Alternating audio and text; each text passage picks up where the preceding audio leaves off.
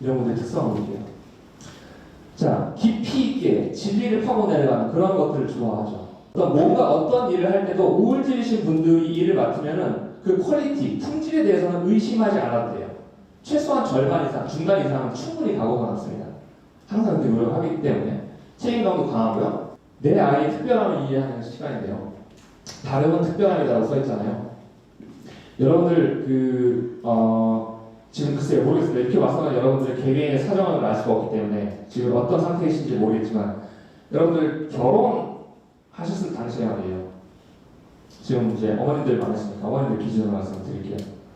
이 사람도 있고 저 사람도 있고 이 사람도 괜찮은 것 같고 저 사람도 괜찮은 것 같고 얘도 쟤랑 다 똑같은 것 같은데 그냥 이 사람이랑 결혼하기로 선택했어. 이렇게 결혼하셨나요?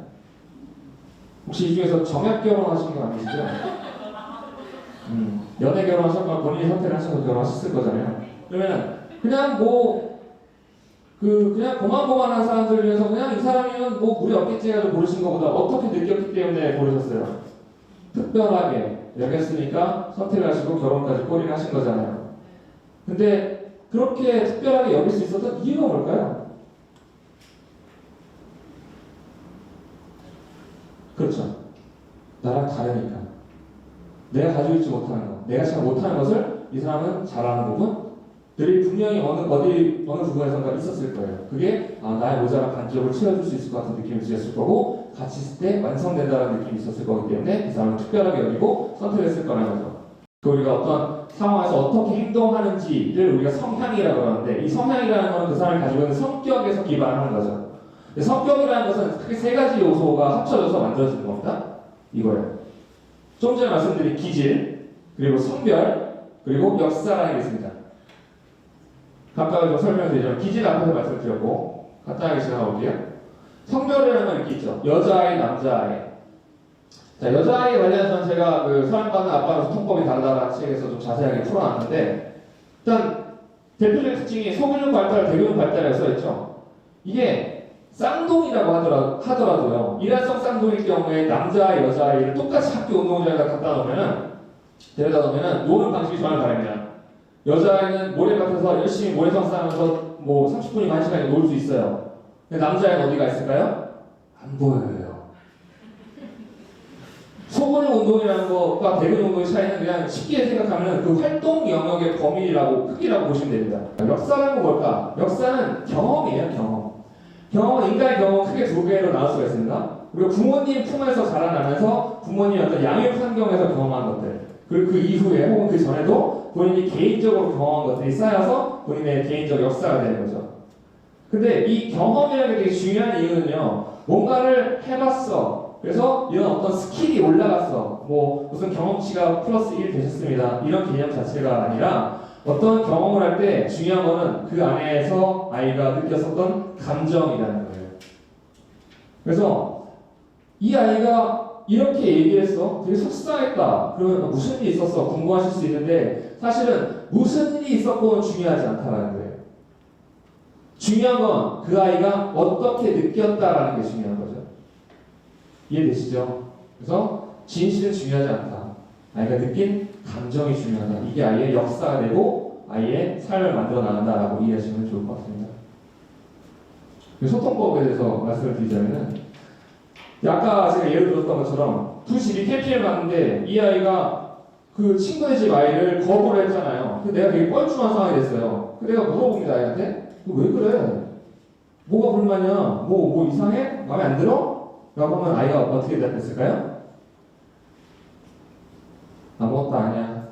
그런 거 없어. 그냥 싫어. 이렇게 대답합니다. 답답하죠. 이유를 알고 싶은데 나는 지금 친구 눈치도 봐야 되고 아이 눈치도 봐야 되고 지금 중간에서 정말 난처한 상황이 되어 있습니다. 그런데 아이가 그렇게 반응하는 이유가 아이가 뭔가를 의도하고 일부러 그러는 걸까요? 아니에요.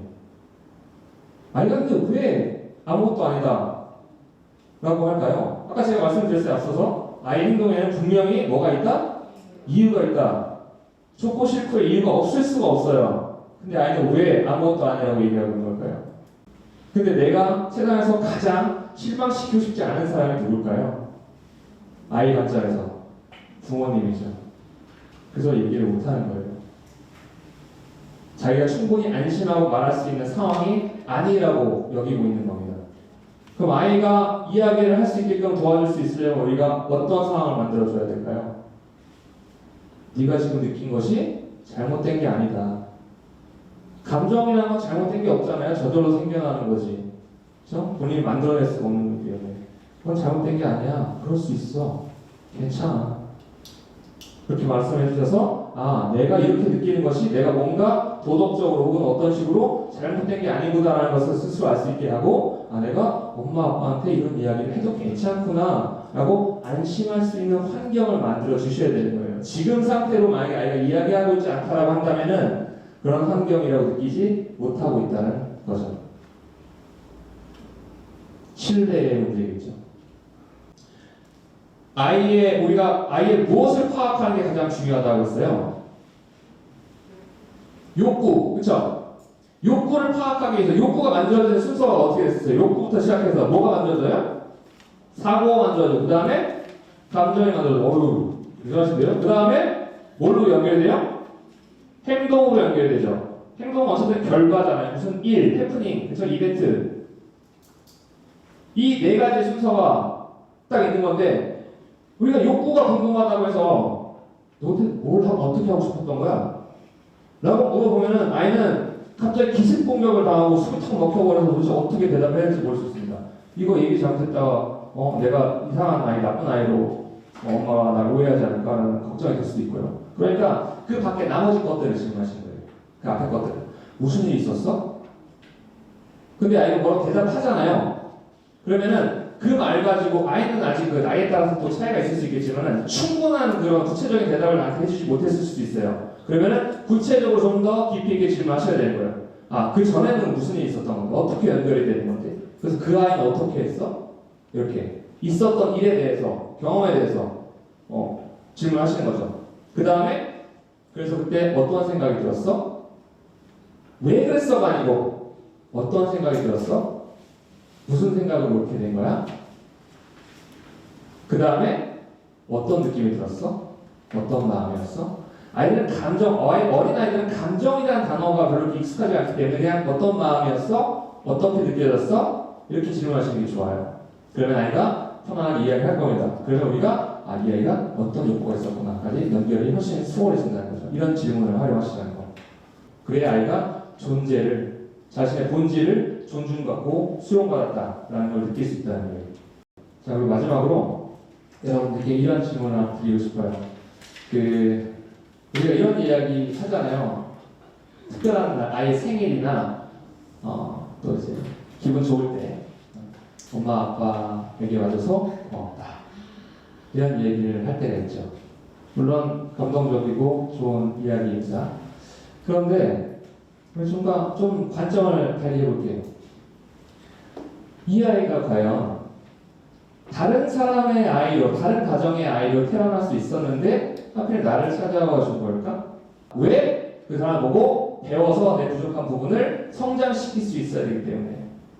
그래서 그런 부분에서 우리 아이가 나의 그 뱃속을 통해서 태어나게 된 것도 다른 데 갈 수 있었는데 어떻게 여기 너무 고맙게 찾아와줬네? 가 아니라 여기로 올 수밖에 없었던 거예요.